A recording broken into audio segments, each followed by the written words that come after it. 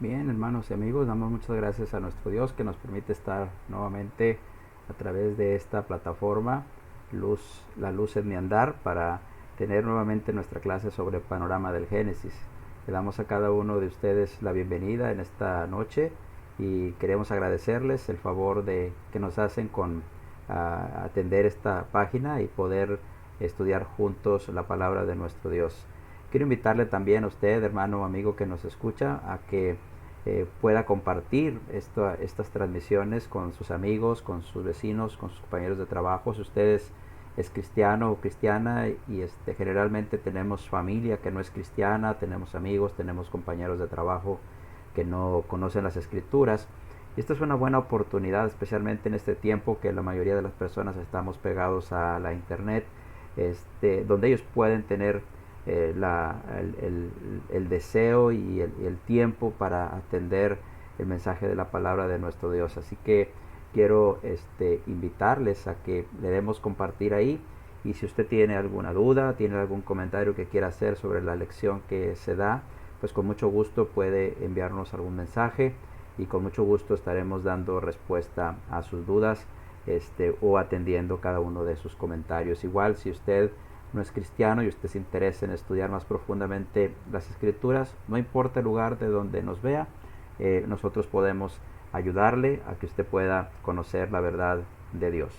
En esta ocasión, hermanos, vamos a continuar con nuestro tema Panorama del Génesis. Y hasta la clase anterior vimos ya el primer periodo que encontramos ahí en Génesis, al que le denominamos el periodo de la creación. Fueron 2 sesiones que le dedicamos a ver cómo Dios con su infinito poder llegó a crear este mundo y especialmente al ser humano, al que puso sobre la tierra que había creado.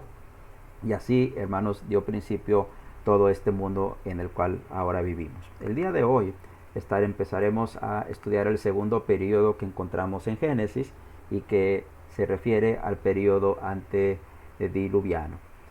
Aunque ahí en nuestra plantilla tenemos Génesis capítulo 1 al capítulo 2, en realidad está equivocado ahí. En realidad el capítulo es desde el capítulo 3 hasta Génesis capítulo 8, verso 25, donde nosotros encontramos este periodo antediluviano. Fíjese, aunque me gustaría primero que nada que viéramos eso, el registro de dónde se encuentra este periodo, como dijimos ya, Génesis capítulo 3, verso 1, a Génesis capítulo 8, verso 20. También tenemos nosotros ahí que este periodo va a iniciar con la vida que se llevó a cabo en aquellos primeros días de la creación del ser humano en el jardín del Edén, lo que sucedió ahí en el jardín del Edén, y va a terminar cuando Noé sale finalmente del arca en el diluvio. Así que todo esto que vamos a ver aquí en este periodo antediluviano, pues es lo que Dios registró acerca de este periodo. Ahora, ¿sucedieron muchas otras cosas más? Definitivamente que sí, porque bueno, pues este periodo antediluviano considera aproximadamente 1657 años, lo cual no es para nada un periodo corto de tiempo. Así que considere usted entonces que desde que la creación, desde que Dios creó al mundo hasta después del diluvio, transcurrieron un promedio de 1657 años. Bueno, ahora, ¿cómo sabemos que duró todo este tiempo? Bueno, hay una manera pues, relativamente sencilla en la cual nosotros podemos conocer con más detalle cuánto duró este periodo. Mire, por ejemplo, si estamos diciendo que abarca desde la creación hasta el final del diluvio, entonces la Biblia nos da alguna información acerca de cuántos años transcurrieron en todo ese tiempo. Para eso quiero llevarlo al capítulo 5 del Génesis, donde se nos habla acerca de los descendientes de Adán. Y empieza diciendo, por ejemplo, en el verso 3, dice, y vivió Adán 130 años y engendró un hijo a su semejanza, conforme a su imagen, y llamó su nombre Set. Entonces podemos ver por medio de esta escritura que Adán, bueno, fue el primer hombre sobre la tierra. Entonces ahí empieza el tiempo cronológico, ahí empieza el conteo del tiempo, a partir de ese día sexto en que Adán y Eva fueron creados.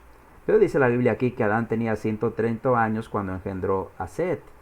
Entonces, desde que Adán fue creado hasta que Set fue concebido, entonces pasaron 130 años. Ahora, si seguimos más adelante en ese mismo capítulo 5 y luego vamos al verso 6, encontramos en el verso 6 que dice que vivió Set 105 años y engendró a Enos. Entonces, de Adán a Set hubo 130 años y de Set hasta que nació Enos hubo 105 años. Entonces podemos ir sumando cada uno de estos años y al final podremos encontrar un total.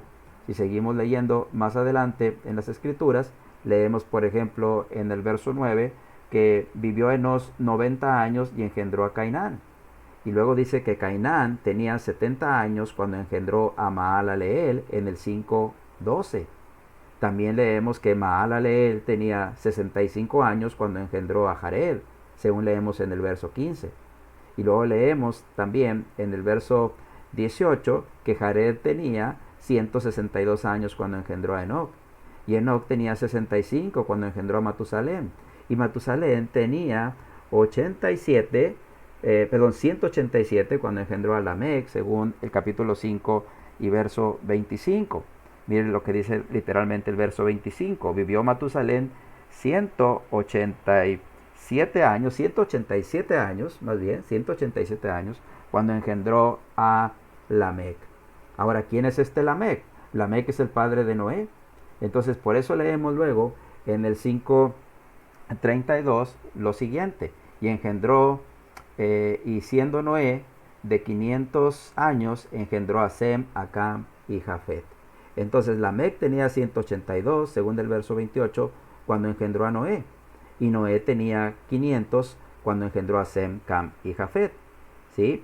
No quiere decir que estos hayan sido engendrados a la misma vez, aunque pudiera ser, sino creo que más bien simplemente nos está dando el dato de cuántos años tenía Noé cuando empezaron a nacer sus hijos. ¿Sí? Así que si sumamos los 130 de Adán, los 105, los 90, los 70 de Cainán, los 65 de Mahalaleel, etc., hasta los 500 que tenía Noé cuando engendró a sus hijos, entonces tenemos un total de 1556 años. ¿Sí? Ahora, fíjese, vamos al capítulo 8, verso 13 de Génesis. Capítulo 8, verso 13. Sucedió, dice el verso 13, que en el año 601 de Noé, ¿sí? Entonces, podemos considerar nosotros que habían pasado 101 años desde que Noé había engendrado a sus hijos, según este versículo. Entonces, en el año 601 de la vida de Noé es cuando terminó el diluvio, según este verso 13. ¿Sí? Entonces, si sumamos los 1556 años a los 101 años, en total tenemos 1657 años en todo este periodo, desde Adán hasta después del diluvio, que es lo que nos abarca a nosotros este periodo antediluviano. Ahora, este periodo en sí lo podemos dividir en 5 partes. Primero, podemos hablar de que la Biblia nos habla del pecado que entró en el mundo, especialmente en el capítulo 3. En el capítulo 4, la primera parte, tendremos la segunda parte de este periodo, cuando tenemos la historia de Caín y Abel. Luego, después del capítulo 4, aproximadamente en el verso 17 en adelante, tenemos las primeras civilizaciones.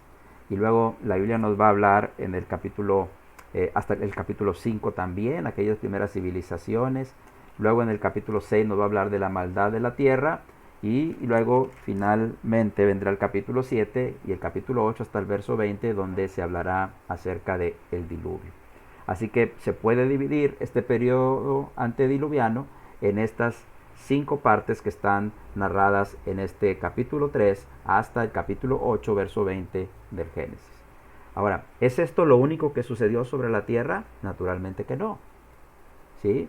Muchas otras cosas pasaron, muchas otras cosas sucedieron sin duda alguna con la humanidad. Pero la Biblia va a hablar específicamente de estas cosas que están aquí.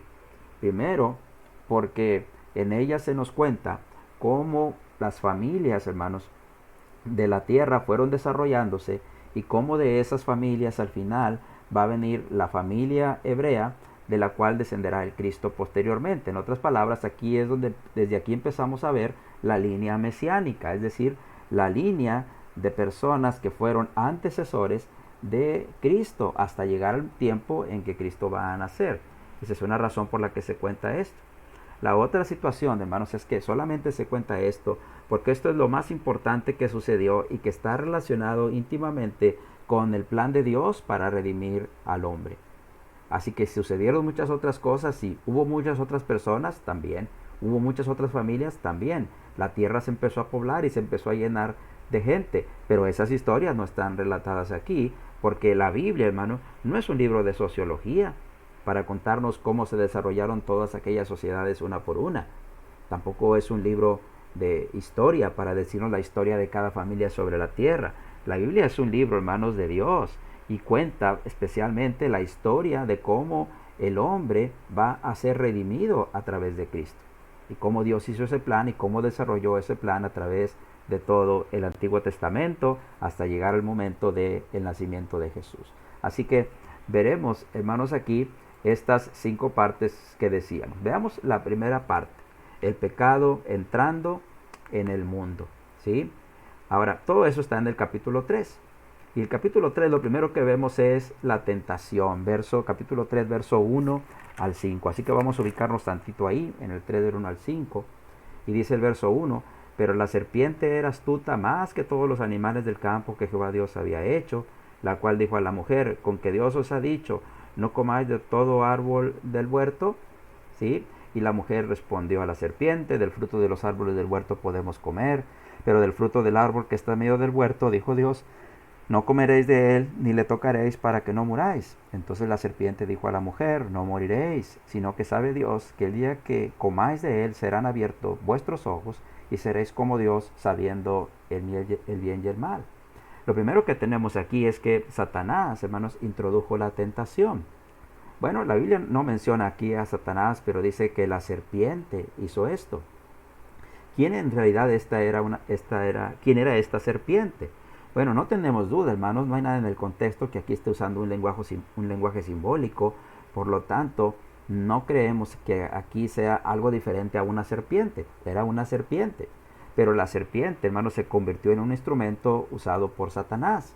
Más adelante, en la revelación bíblica, hay varios pasajes que nos indican que esa serpiente que apareció aquí era Satanás mismo, que estaba personificado en aquella serpiente. Fíjate, por ejemplo, para ir hasta el último libro de la Biblia, en Apocalipsis capítulo 12, verso 9, en Apocalipsis 20, verso 2, se habla de la serpiente antigua, que es el diablo y Satanás. Así que en Apocalipsis 12, 9 y en Apocalipsis 22 se nos confirma que aquí realmente, aunque era una serpiente, Satanás era el que estaba usando a la serpiente para llevar a cabo ese trabajo de introducir la tentación, en este caso ante Eva. Ahora, una cosa que tenemos que considerar aquí es que dice que era astuta, hermanos. Y la palabra astuta proviene de una palabra hebrea que es arum o arum y significa simplemente algo malicioso. La palabra en sí implica el deseo que alguien tiene, el deseo maligno o malicioso que alguien tiene para engañar a otra persona con el propósito de lograr algo.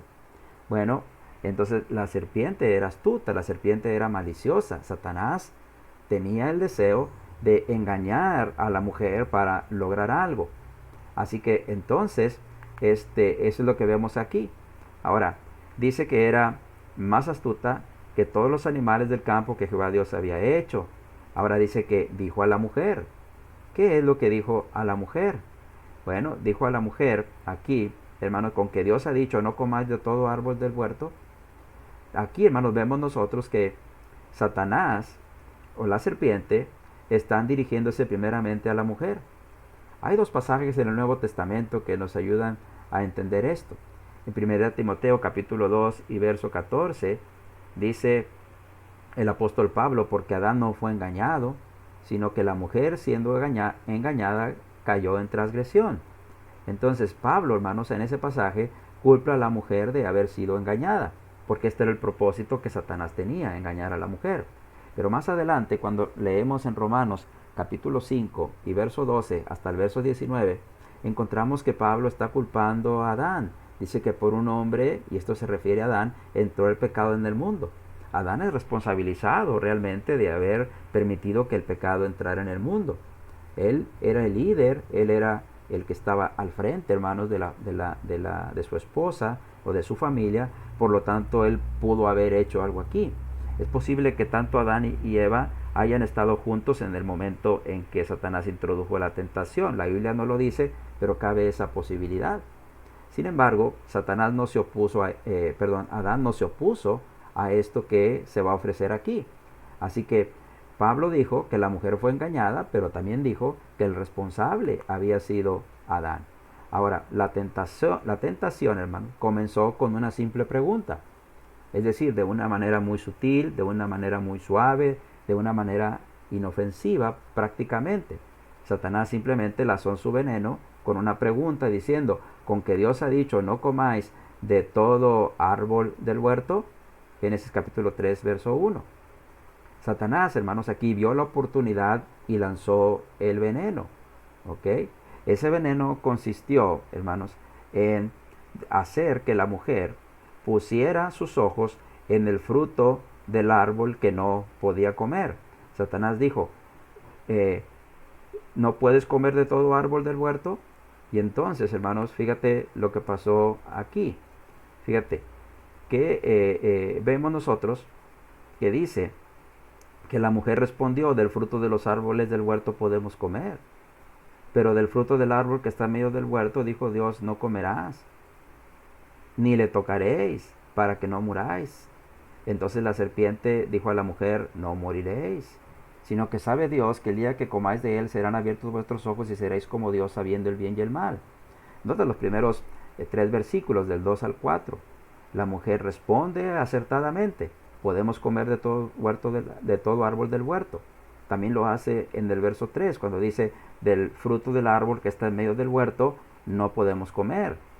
Y luego dice también, Dios dijo no comeréis, pero luego dice, ni le tocaréis, para que no muráis.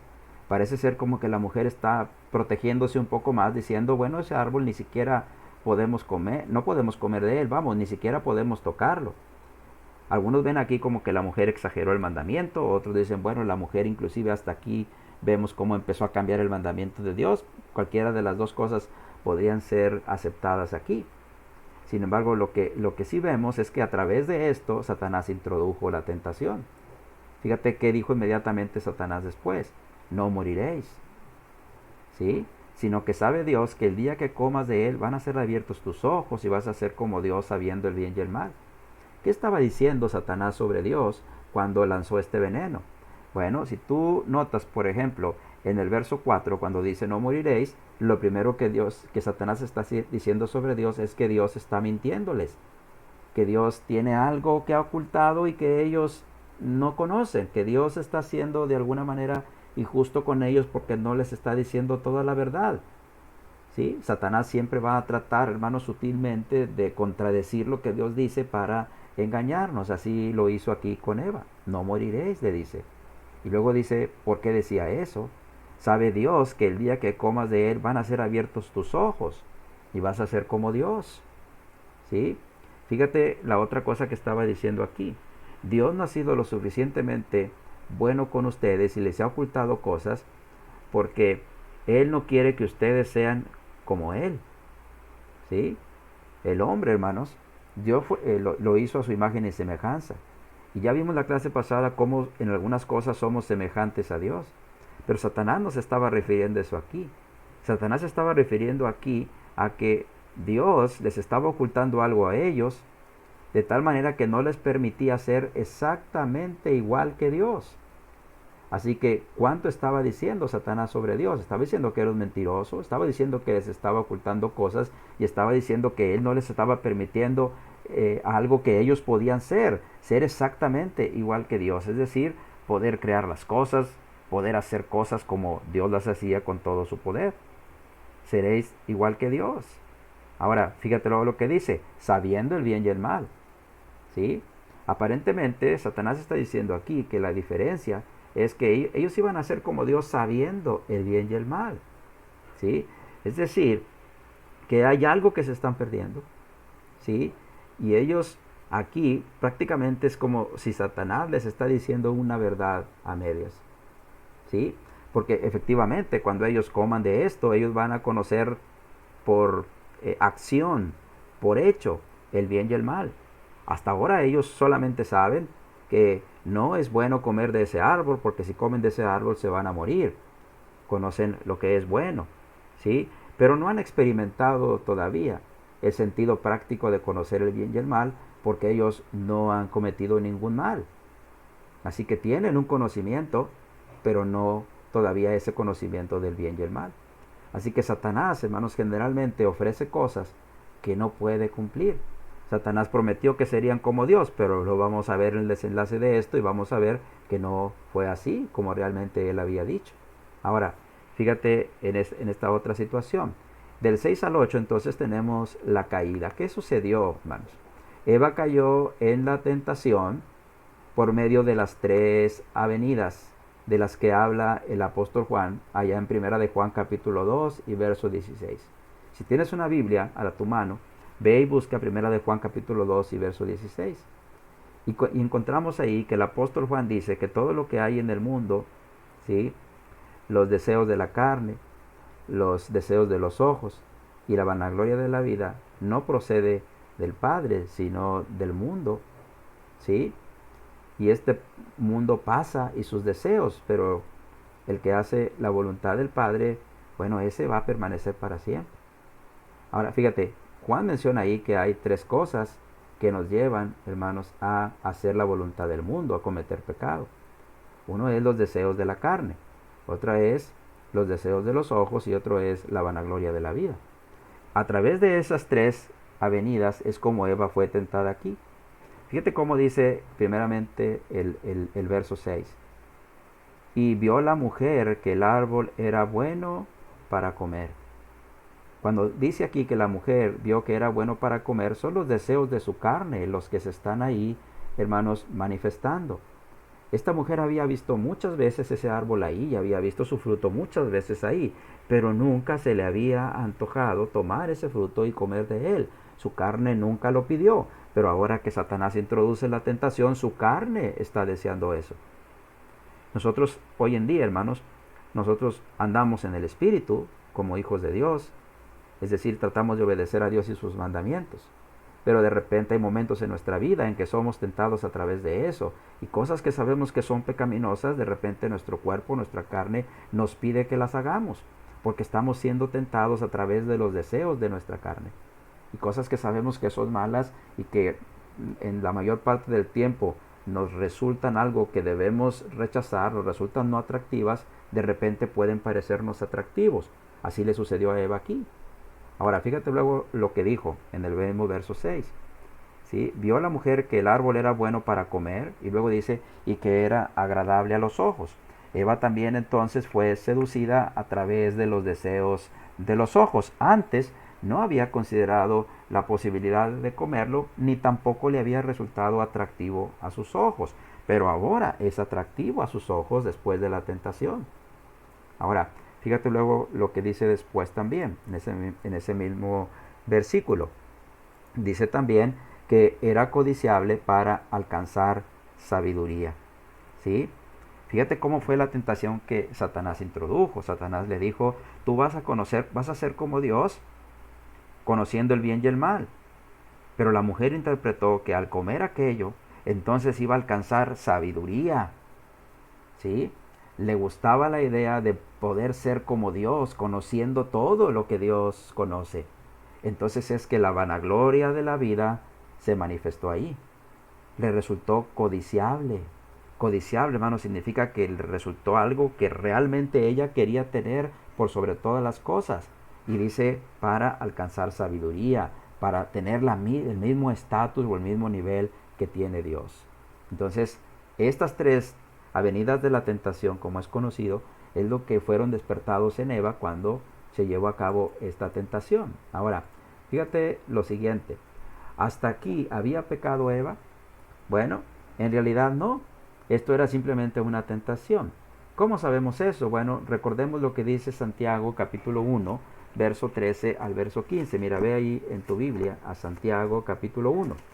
Y dice Santiago capítulo 1 verso 13, que es bienaventurado el varón que soporta la tentación, porque cuando resiste la prueba, entonces recibe la corona de vida que Dios ha prometido a los que le aman. Ahora fíjate el verso 14, ese fue el verso 12, ahora el verso 13.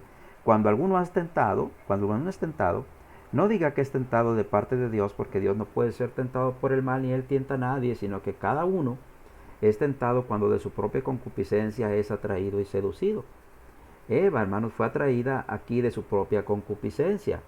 Fue atraída y fue seducida. ¿Sí? Concupiscencia significa un deseo, generalmente pecaminoso o malo que no podemos controlar. Eva no pudo controlar los deseos de su carne, los deseos de sus ojos y la vanagloria de la vida. Por eso el árbol le resultó bueno para comer, agradable a sus ojos y codiciable para alcanzar sabiduría. Ahí su concupiscencia fue despertada. Ahora mire lo que dice el verso 15. Entonces la concupiscencia, después de que ha concebido, da a luz el pecado. Y el pecado, fíjate esto lo que dice, siendo consumado, da a luz la muerte. Eva hasta este momento no había pecado, solamente estaba siendo tentada, pero la tentación en sí no es pecado. Tú recuerdas en Mateo capítulo 4 que Jesús fue sometido a la tentación, pero sin embargo no pecó. Por eso es que en la carta a los Hebreos, en el capítulo 4 y verso 15, nos dice que Jesús fue tentado en todo, pero sin pecado. Nota cómo dice la Escritura, porque no tenemos un sumo sacerdote que no pueda compadecerse de nuestras debilidades, sino uno que fue tentado en todo, según nuestra semejanza, nota, pero sin pecado. Entonces, hasta este momento había pecado Eva, no había pecado. El pecado se consumó hasta que comió. Por eso dice, nota el verso 6, y tomó de su fruto y comió, y dio a su marido, el cual comió así como ella. Comió así como ella, fíjate, el mismo pecado que cometió Eva, lo cometió Adán. Es posible que los dos hayan estado juntos aquí, participando de lo mismo. Adán no tomó su responsabilidad de detener esto, por el contrario, así como ella hizo, así hizo él también. Comió así como ella. Entonces ambos consumaron la desobediencia a Dios, ambos consumaron el pecado. Entonces, hermanos, las consecuencias fueron inmediatas. ¿Qué dice el verso 7? Entonces fueron abiertos los ojos de ambos y conocieron que estaban desnudos.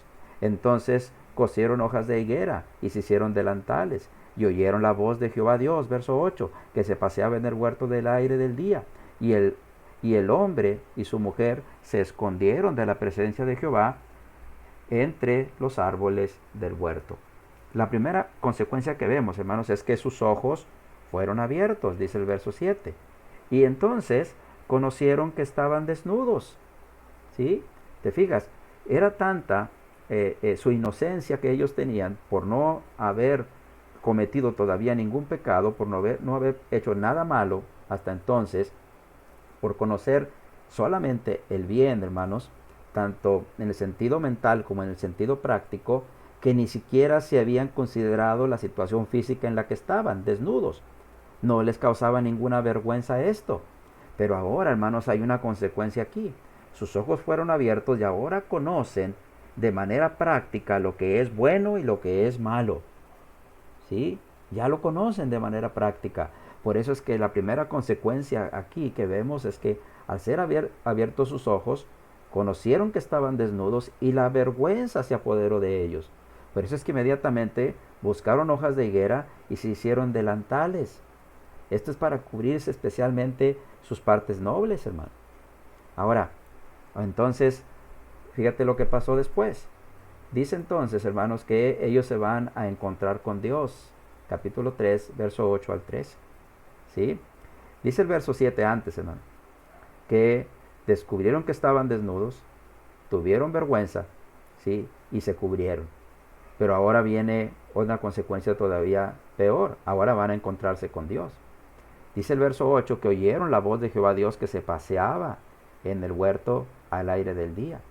En el hebreo esta frase da a entender como que en el jardín donde estaban oyeron a Dios que venía tras ellos, como cuando en un bosque alguien está en un lugar y luego escucha las pisadas sobre la maleza o sobre las hojas secas que hay ahí y saben que alguien viene.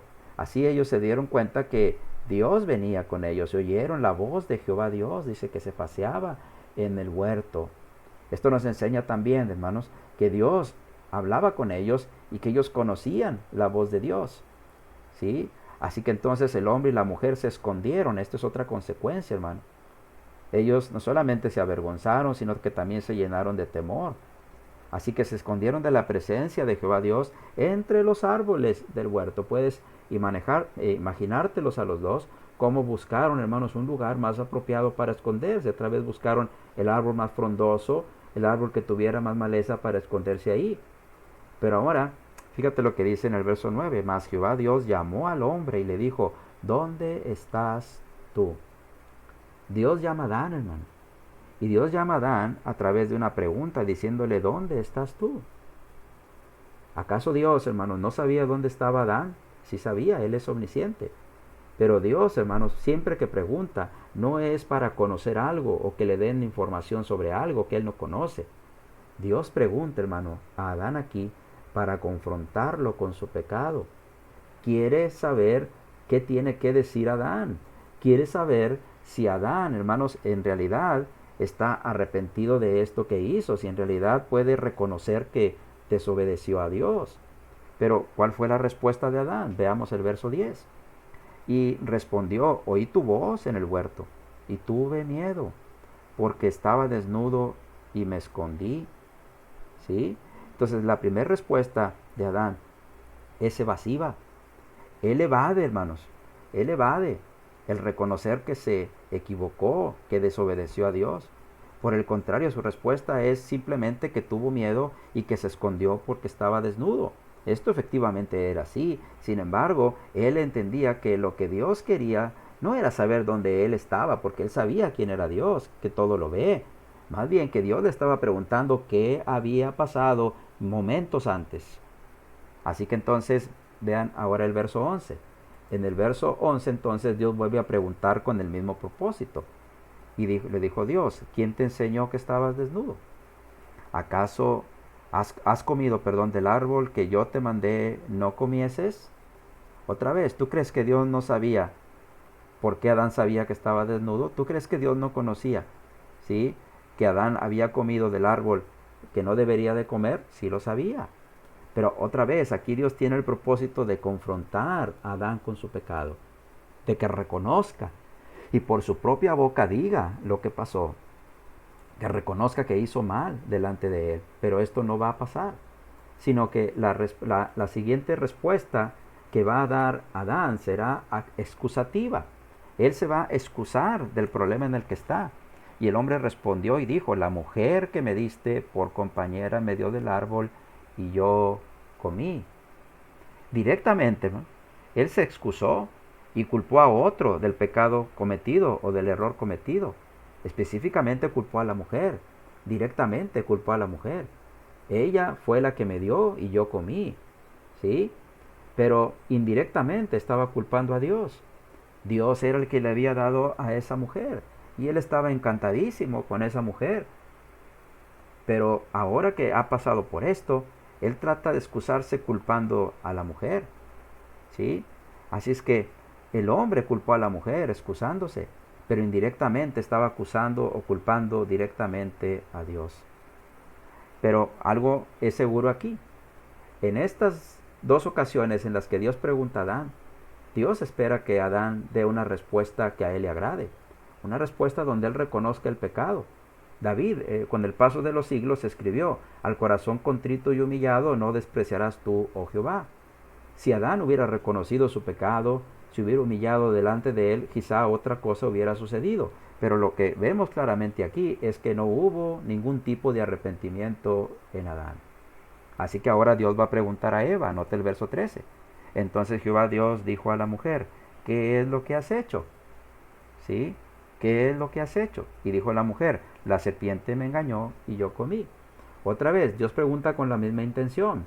Si no encontró arrepentimiento en Adán, tal vez lo pueda encontrar en Eva. Pero Eva, hermanos, también. Eva se exonera a ella misma de culpa, se excusa a ella misma, al igual que Adán, de culpa, y entonces culpa a la serpiente. ¿Sí? Por lo tanto, hermanos, no hay arrepentimiento tampoco en ella. Simplemente Eva dice, la serpiente me engañó y yo comí. ¿Sí? Nota aquí, hermanos, cómo entonces el propósito de Satanás siempre es engañar al hombre. Hoy en nuestros días Satanás sigue engañando a nuestra humanidad y las personas siguen yendo tras sus pisadas, engañados por lo que Satanás dice o enseña a través de las cosas que hay en el mundo y no se dan cuenta que están siendo conducidos a el fracaso espiritual. Adán y Eva estaban fracasando aquí espiritualmente. Adán culpó a Eva e indirectamente a Dios. Eva culpó a la serpiente. ¿Sí? Y alguien dijo en tono de broma.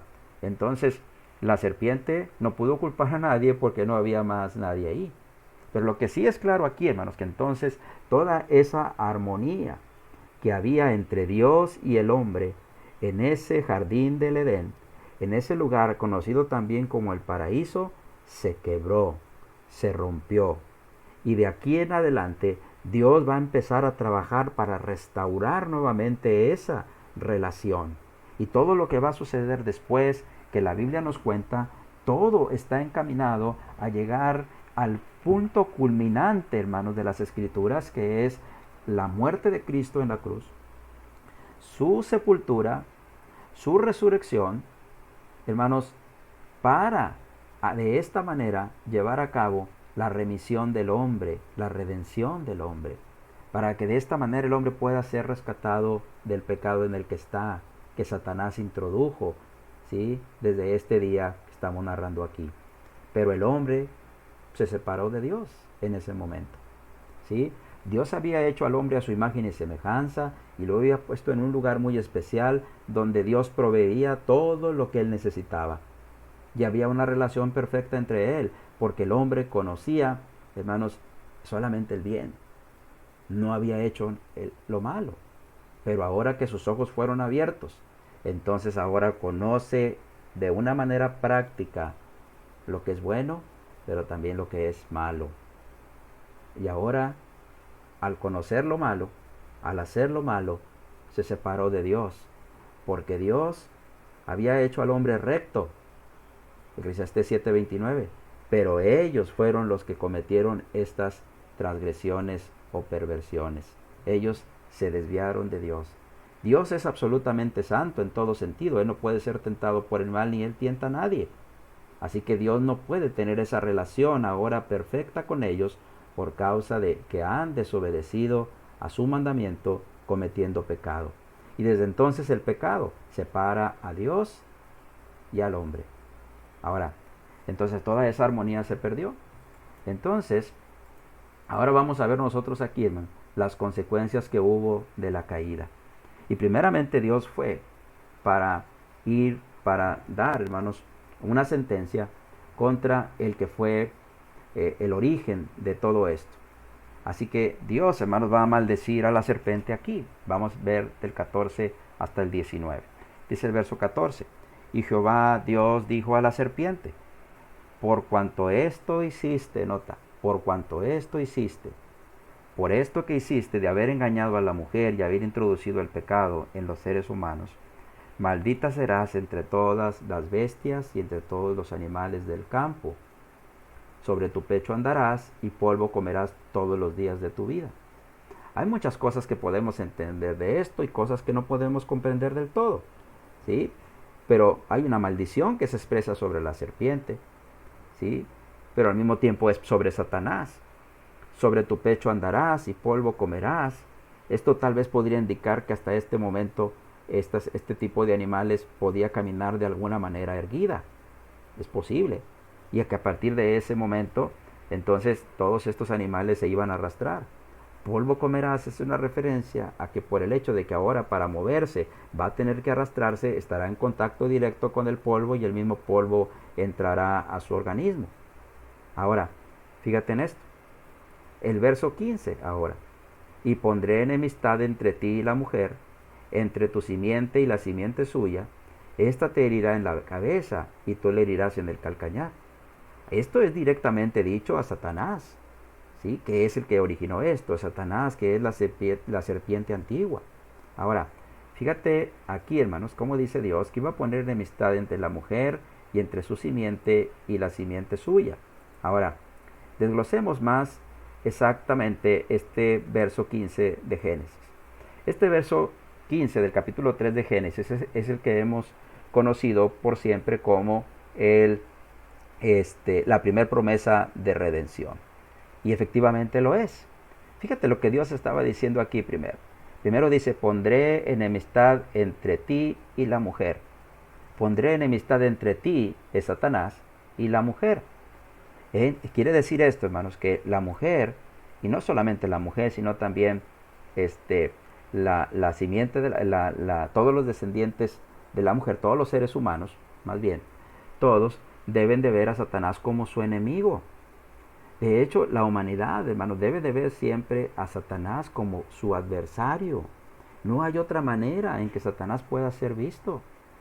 En 1 de Pedro capítulo 5 y verso 8, Pedro dice que nuestro adversario el diablo anda alrededor como un león rugiente buscando a quien devorar. Pedro describe a Satanás como nuestro adversario y de hecho lo es. Entonces por eso Dios empieza diciendo que los seres humanos tienen siempre que considerar a la serpiente, es decir, a Satanás, como su enemigo. Nunca se puede ver de otra manera. El problema es que Satanás se disfraza como ángel de luz para engañarnos y hacernos creer que es nuestro amigo. Ahora, nota luego lo que dice. Y entre tu simiente y la simiente suya. Entre tu simiente se refiere a Satanás. Y la simiente suya se refiere a la simiente de la mujer. Ahora, ¿quién es la simiente de Satanás? Bueno, son los seguidores de Satanás a través de todos los tiempos. Ahora, ¿quién es la simiente de la mujer? No, antes de pasar con esto de la simiente de la mujer, ¿por qué decimos que la simiente de Satanás son sus seguidores a través de todo el tiempo? Bueno, porque Jesús dijo, por ejemplo, a los judíos que le rechazaban, cuando ellos decían, hijos de Abraham somos, Jesús les dijo que en realidad ellos eran hijos del diablo y que los deseos de su padre querían hacer, y se refería al diablo. Así que todos aquellos que han seguido la voluntad de Satanás a través del tiempo, ¿sí?, son esa simiente de Satanás. Ahora, luego Jesús habló de la simiente de la mujer. Entre tu simiente, dice, los descendientes de Satanás, y la simiente suya, la simiente de la mujer. Ahora, ¿quién es esa simiente de la mujer? Bueno, tenemos que ir al Nuevo Testamento para entender mejor de qué estaba hablando aquí. Y vamos a ver la carta de Pablo a los Gálatas en el capítulo 4 y verso 4. Gálatas capítulo 4, verso 4. Y fíjese cómo dice ahí. Gálatas capítulo 4 y verso 4. Pero cuando vino el cumplimiento del tiempo, dice, Dios envió a su Hijo, nacido de mujer y nacido bajo la ley. En este mundo, hermanos, todos los seres humanos que alguna vez hemos existido, a excepción de Adán y de Eva, que fueron creados milagrosamente por Dios, todos los demás hemos nacido por la unión sexual de un hombre y de una mujer. Todos necesitamos de un varón y de una mujer para poder nacer. Pero en el caso de Cristo no fue así. Cuando Cristo nació, Él fue engendrado por el Espíritu Santo en el vientre de una mujer virgen que no había conocido varón, es decir, que no había tenido ninguna relación sexual con algún varón hasta ese momento, y que no la tuvo sino hasta después de que nació su hijo primogénito, que fue Jesús. ¿Sí? Entonces Jesús nació solamente de mujer. No se necesitó la intervención de ningún hombre. Por eso es que acá Dios dijo la simiente de la mujer. Y Pablo dijo que la simiente de la mujer es Cristo. Él nació solamente de mujer. Ahora, entonces, la simiente de Satanás, sus seguidores. Bien podríamos hablar ahí, hermanos, más específicamente de judíos y gentiles que estuvieron en contra de Dios y de sus propósitos, que estuvieron en contra de Cristo y que finalmente llevaron al Maestro a la cruz. Ahora, regrésate a Génesis capítulo 3 y verso 15. Después de que dice, entre tu simiente y la simiente suya, dice, esta, la simiente de la mujer, dice, te herirá en la cabeza, ¿sí? Y tú le herirás en el calcañar. Tú, Satanás, le herirás en el calcañar. ¿A quién? A la simiente de la mujer. Fíjate, cuando dice, esta te herirá en la cabeza, esa herida causada por la simiente de la mujer que es Cristo, fue causada, hermanos, fue llevada a cabo por Cristo en la resurrección. Satanás llevó a los enemigos del Maestro a que lo crucificaran. Y cuando Satanás vio que Jesús murió, creyó que su más grande victoria había sido alcanzado. Porque aparentemente toda esperanza de ese Mesías se había diluido. Pero cuando Cristo resucitó, hermano, entonces derrotó a Satanás. Esto, hermano, señala la victoria de Cristo sobre Satanás.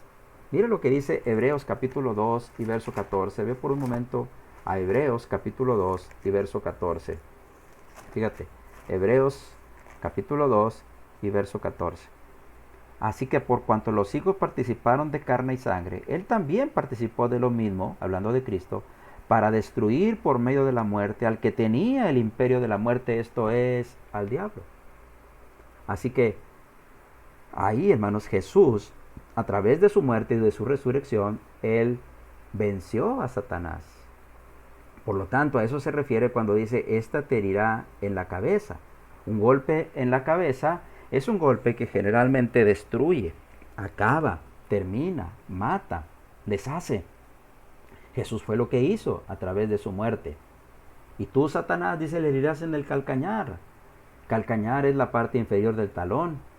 Y eso simboliza, hermano, que el daño que Satanás le causaría a la simiente de la mujer sería mínimo. ¿Cuál fue ese daño? La muerte de Cristo en la cruz, hermano. Pero la muerte de Cristo fue espantosa, fue dolorosa. Es terrible recordar, hermanos, cómo el Maestro sufrió, especialmente injustamente, para salvarnos y librarnos de la condenación causada por el pecado. Pero a pesar de eso, no fue eterna. El golpe que Satanás dio a Cristo, hermano, fue en el calcañar apenas, un daño insignificante, pero el golpe que Cristo dio a Satanás fue terrible, hermanos, fue destructor, fue de una vez y para siempre, le pegó en la cabeza. Así que, a través de esta declaración, hermanos, en esta sentencia contra Satanás, se levanta esa primera promesa de redención. La pregunta es, ¿habrá entendido esto Adán y Eva? Tal vez sí, tal vez no. ¿La habrá entendido Satanás? Creo que a medias lo entendió, porque si hubiera conocido perfectamente lo que iba a pasar si Cristo moría, ¿sí?, el que iba a resucitar después, no hubieran llevado realmente al Señor a ser condenado, a morir. Ahora, ¿entendería Moisés completamente cuando lo escribió? Tal vez sí, tal vez no. Pero lo cierto es que esto lo comprendemos ahora perfectamente a través de esta enseñanza, hermanos, que encontramos en el Nuevo Testamento. Ahora veamos la sentencia para la mujer, verso 16. A la mujer dijo, multiplicaré en gran manera los dolores en tus preñeces. Con dolor darás a luz los hijos, y tu deseo será para tu marido, y él se enseñoreará de ti. Multiplicaré en gran manera los dolores de tus preñeces, indica, hermanos, los dolores que hay durante el embarazo y que una mujer sufre. Con dolor darás a luz, implican los dolores que se dan o que se llevan a cabo en el momento del nacimiento. Pero luego dice, tu deseo será para tu marido y él se enseñoreará de ti. Hermanos, es la designación del varón como cabeza del hogar, como cabeza de la mujer. ¿Te acuerdas de 1 a los Corintios, capítulo 11 y verso 3? Fíjate lo que dice el capítulo 11 y verso 3 de 1 a los Corintios. Dice Pablo, pero quiero que sepáis que Cristo es la cabeza de todo varón, y el varón es cabeza de la mujer, y Dios la cabeza de Cristo. El varón es cabeza de la mujer. También nos recuerda la primera carta de Timoteo, del pasaje que también considerábamos hace un momento, primera de Timoteo capítulo 2, cuando Pablo habla acerca del papel de la mujer. Dice, hermanos, en el verso 13, porque Adán fue formado primero, después Eva, y Adán no fue engañado, sino que la mujer, siendo engañada, incurrió en transgresión. Ahora, ¿por qué dijo eso Pablo aquí? Porque en el verso 12 había dicho, no permito a la mujer enseñar ni ejercer dominio sobre el hombre, sino estar en silencio. Nota cómo Pablo dice aquí que la mujer no podía tener dominio sobre el hombre, hermanos, específicamente aquí en asuntos que estaban relacionados con la adoración, porque la mujer fue engañada. Bueno, esto es, hermano, Pablo está refiriéndose aquí a esto que Dios le dijo a la mujer aquí, de que su marido se enseñorearía de ella. Por este pasaje, algunos creen, hermanos, que antes de la caída, Adán y Eva ya habían tenido sus hijos. ¿Será esto así? ¿Será no así? No sabemos exactamente, especialmente porque dice multiplicaré. ¿Cómo podría la mujer experimentar ese cambio entre tener dolores y no tener dolores, si antes no los había tenido? Bueno, ese es el argumento que muchos usan. En mi apreciación personal creo que esto todavía no sucedía y que Dios simplemente lo está dando como información para Eva para que sepa lo que se va a enfrentar en el momento en que ella sea la madre de todos los vivientes, en el momento que ella empiece a tener hijos. Ahora, esa fue la sentencia para la mujer. Ahora veamos también, hermanos, la sentencia que vino contra el hombre, verso 17 hasta el verso 19. Y al hombre le dijo, dice, y al hombre le dijo, en primer lugar, por cuanto obedeciste la voz de tu mujer, es decir, por cuanto no cumpliste tú tu papel de líder, ¿sí? Y comiste del árbol que te mandé diciendo, hay dos cosas aquí involucradas. Haber oído la voz de su mujer y no oír a Dios, y comer del árbol que te mandé diciendo, haber desobedecido a Dios. Entonces, maldita será la tierra por tu causa. En primer lugar, en esa sentencia contra el hombre, Dios manifiesta una maldición contra la tierra y dice que Adán es el culpable de esa maldición que hay sobre la tierra. ¿Sí? Es posible, hermanos, que Dios estuviera hablando aquí de todo el dolor, todo el sufrimiento por el cual los hombres pasamos cuando estamos en esta tierra. En lugar de ser ese paraíso, ese lugar ideal que Dios creó para que el hombre viviera feliz y contento, teniendo una relación perfecta con Él, la tierra ahora será maldita porque el pecado entró en ellos, y el pecado corromperá la mente y el corazón de los hombres, y esta tierra se volverá maldita por eso. ¿Sí? Así que maldita será la tierra por tu causa. Y nota, con dolor comerás de ella todos los días. Esto habla del sufrimiento que enfrentamos los seres humanos para ganarnos el pan con el que nos podamos mantener cada día. Espinos y cardos te producirá. Y esto habla aquí, hermanos, de cómo parece ser como que Dios no deseaba que la tierra estuviera en un estado de aridez y difícil de producir para el hombre. Pero ahora, por causa de esto, la tierra se volverá árida, producirá espinos, producirá cardos y comerás plantas del campo. Mientras el hombre podía estar en aquel jardín del Edén, había allí, hermanos, de todo árbol delicioso a la vista y bueno para comer. Pero ahora tiene que comer plantas del campo porque ya no se va a proveer eso que tenía allí en el jardín del Edén. Luego dice también, y con el sudor comerás el pan de cada día. Es decir, aquí otra vez vemos que el hombre tiene que esforzarse y trabajar, y dice, hasta que vuelvas a la tierra, hasta el final de los días, habrá ese esfuerzo que tenemos que hacer para poder tener nuestro sustento diario. Pues polvo eres, dice, y al polvo volverás. Polvo eres y al polvo volverás. Habla específicamente de esa muerte física, hermanos, que es introducida aquí. Ahora, surgen varias preguntas. Dios había dicho, el día que de él comas ciertamente morirás. Y el hombre no murió ahí exactamente. Bueno, no murió físicamente ahí, pero sí empezó a morir a partir de ahí. Aquí se empezó a cumplir entonces lo que Dios había dicho en Génesis 2, 16 y 17. Mientras que el hombre podía estar en el jardín del Edén, tenía acceso al árbol de la vida, y vamos a ver después que ese árbol de la vida le va a ser prohibido. Por lo tanto, aquí va a empezar a morir, vivirá muchos años, pero finalmente habrá de morir. Ahora, no solamente empezaron a morir paulatinamente, físicamente, sino que también murieron espiritualmente. Debemos recordar que la palabra muerte significa separación, y ellos van a ser separados de Dios aquí.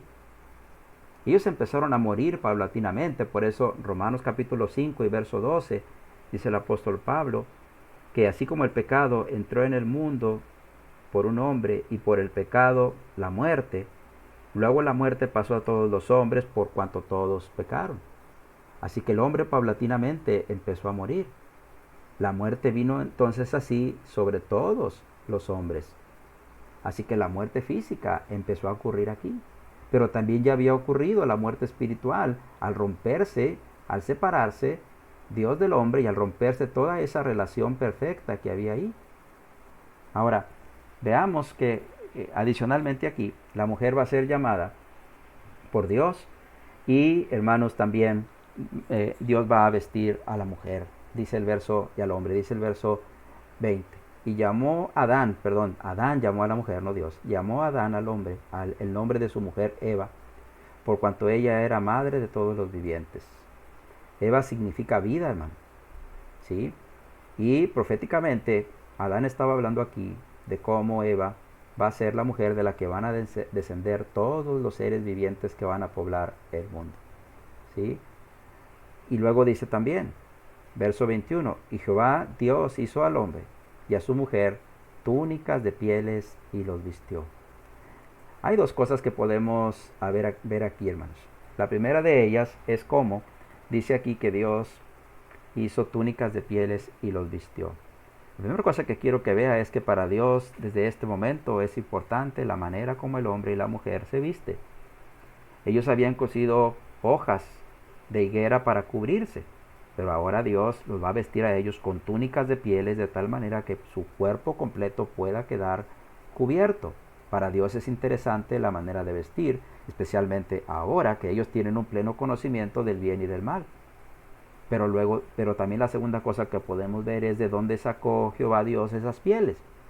Algunos ven aquí, hermanos, que se llevó a cabo el primer sacrificio de un animal y que a través de esa sangre Dios, hermanos, calmó su ira sobre el pecado que debería de estar sobre Adán y Eva por lo que habían cometido.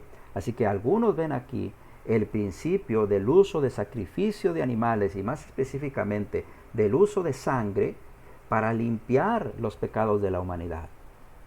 ¿Puede ser así? Tal vez. No dice la Biblia exactamente así, pero se podría entender implícitamente aquí.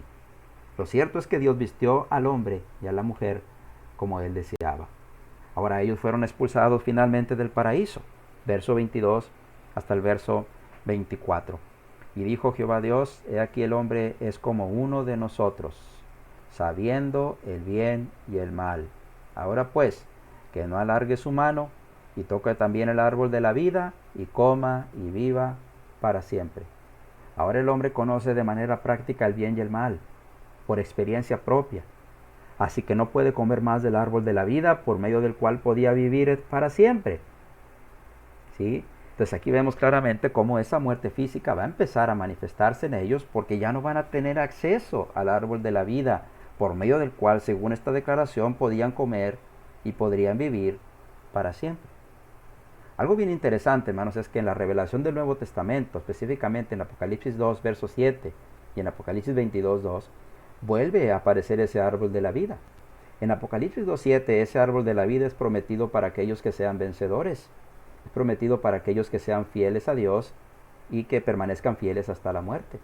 Pero en Apocalipsis 22, verso 2, cuando se describe el paraíso de Dios, el cielo mismo, el lugar donde el hombre habitará eternamente, ahí vuelve a aparecer ese árbol de la vida.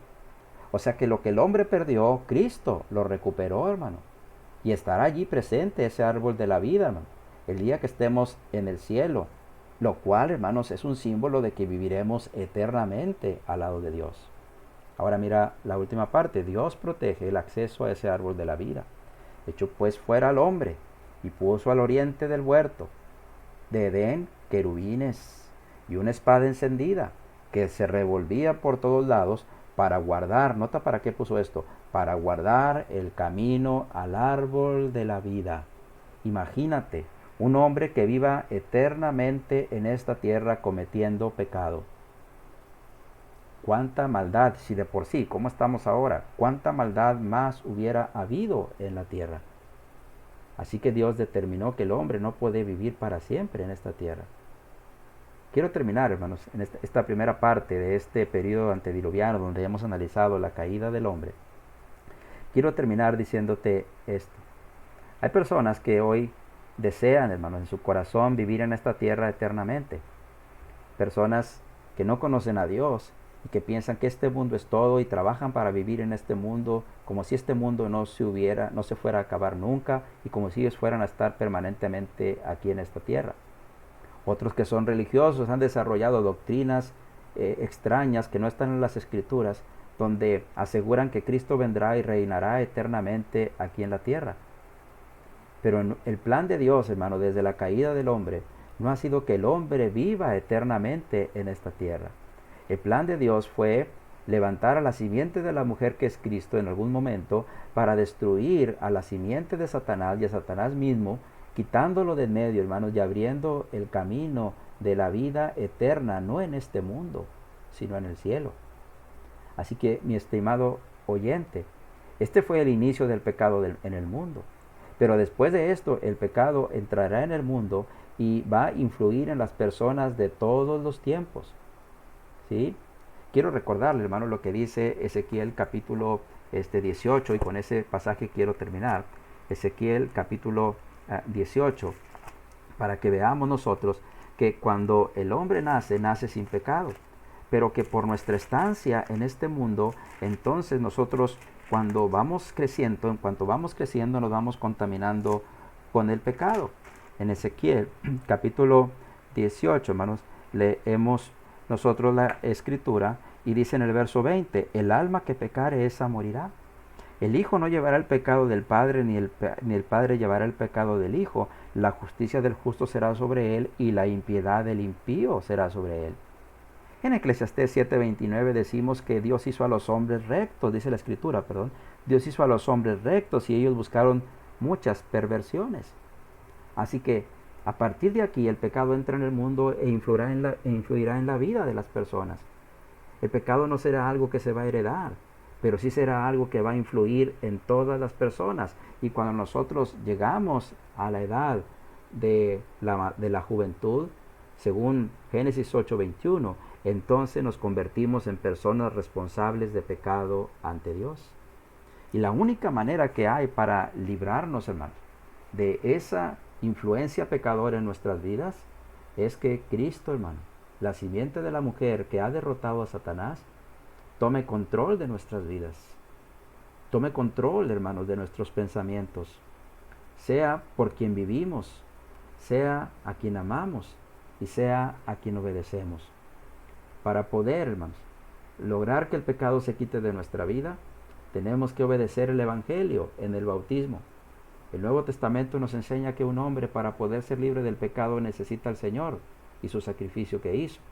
Pero la única manera de poder hacer nuestro ese sacrificio es que oigamos el Evangelio, es que creamos en esas buenas nuevas de salvación, en lo que Cristo hizo por nosotros, es que nos arrepientamos de nuestros pecados, es que confesemos que Cristo es el Hijo de Dios, y es que seamos bautizados en el nombre del Padre y del Hijo y del Espíritu Santo, para que así recibamos el perdón de nuestros pecados.